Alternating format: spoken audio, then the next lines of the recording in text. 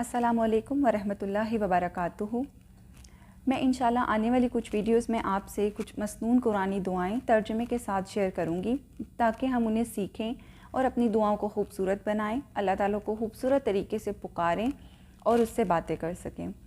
लेकिन वो कुछ आने वाली वीडियोस में शेयर करूंगी। आज की वीडियो में हम सबसे पहले दुआ की अहमियत, दुआ के आदाब और दुआ की कबूलियत के कुछ औकात के बारे में बात कर लेते हैं, क्योंकि उसकी अहमियत का पता होना भी बहुत ज़रूरी है कि दुआ असल में है क्या और उसकी अहमियत क्या है।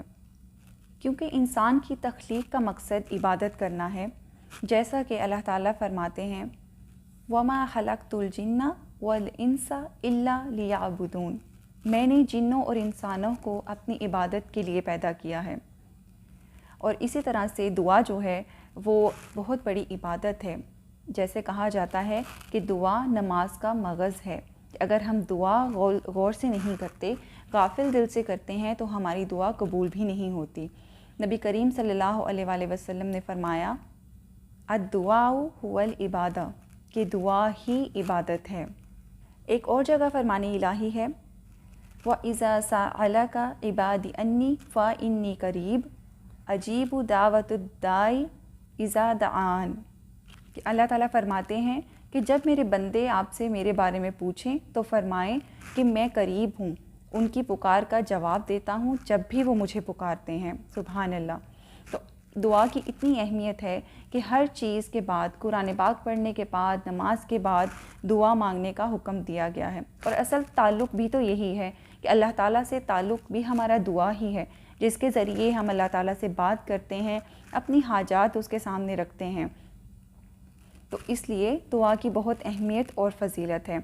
अब इसके कुछ आदाब के बारे में बात करते हैं कि दुआ मांगने के आदाब क्या क्या हैं। दुआ मांगते वक्त ज़रूरी है कि आप इखलास नीयत के साथ दुआ मांगें, पूरी खलूस के साथ दुआ मांगें और दुआ की कबूलियत का यकीन भी रखें। ये नहीं कि गाफिल दिल से दुआ मांगें, वैसे भी गाफिल दिल से मांगी हुई दुआ कबूल नहीं होती। और दुआ से पहले हमेशा अल्लाह ताला की हम्दो सना करें, हम्दो सना करके अल्लाह ताला से अपनी दुआएं मांगा करें। इंशाल्लाह हम हम्दो सना पे मैं कुछ दुआएं आपसे शेयर करूंगी, जिसको हम अपने ज़िक्र में शामिल कर सकते हैं और दुआ से पहले उन्हें पढ़ सकते हैं। उसके अलावा दुआ के अव्वल व आखिर दरूद पाक पढ़ना चाहिए और अल्लाह ताला के अलावा किसी और से दुआ नहीं मांगनी चाहिए।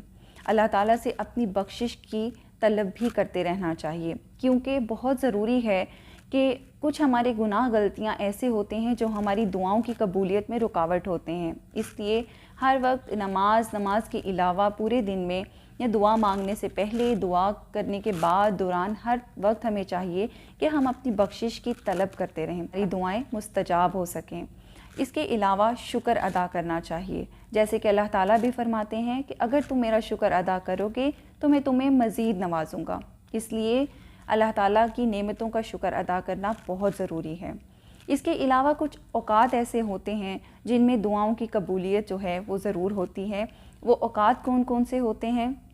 उन औकात में अज़ान और नमाज के दरमियान, अकामत के दरमियान जो वक्त होता है, उन औकात में दुआएं करनी चाहिए। उसके अलावा फ़र्ज़ नमाज के बाद दुआ करनी चाहिए, बारिश के वक्त दुआ कर सकते हैं, आब ज़मज़म पीते वक्त दुआ कर सकते हैं, सहरी के वक्त दुआ कर सकते हैं, रोज़े की हालत में दुआ करना, तहज्जुद के वक्त, जो कि बहुत ही खूबसूरत वक्त होता है दुआ की कबूलियत का, अगर तो वो हम उनसे अवेल कर सकें तो उससे बेस्ट कुछ नहीं होता।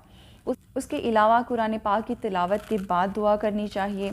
और जुम्मे के दिन एक घड़ी ऐसी होती है जब दुआ कबूल होती है और हम उस घड़ी से ला इल्म हैं, इसलिए हमें चाहिए कि हम उस पूरे दिन ही दुआ का एहतमाम करें, चलते फिरते अल्लाह ताला का ज़िक्र और दुआ करते रहें। वैसे भी जुम्मा के दिन दरूद पाक की कसरत करनी चाहिए और अज़कार पढ़ने चाहिए। इसीलिए उस पूरे दिन में अपनी ज़बान पे हर वक्त अच्छे कलमात रखें, ताकि कोई भी घड़ी कबूलियत की हो तो वो हमारी दुआएं कबूल हो जाएं। तो ये कुछ आदाब, उसकी अहमियत और औकात होते हैं जो दुआ के लिए हमें याद रखने चाहिए, क्योंकि जब हम दुआ कॉन्शियसली करते हैं तो हमारी दुआएं कबूल होती हैं।